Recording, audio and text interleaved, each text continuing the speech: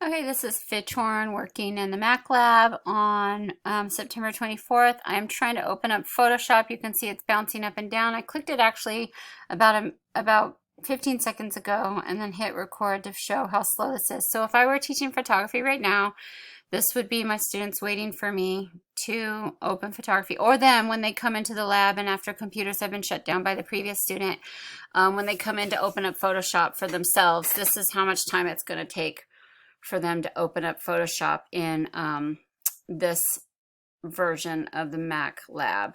Um, we are in desperate need of faster graphic processing units and newer models of Macs. Um,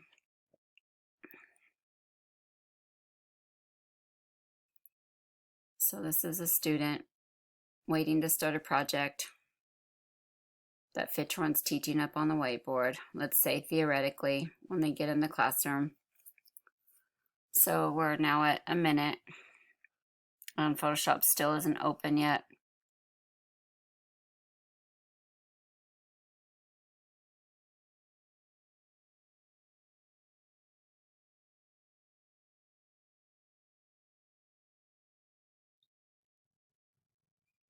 Okay, it's at 1 minute 25 seconds, and we've got the spinning wheel of death.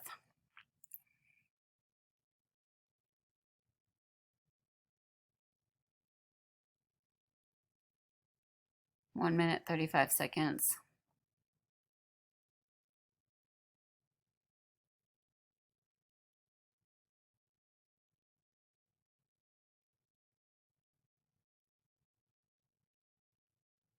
Okay.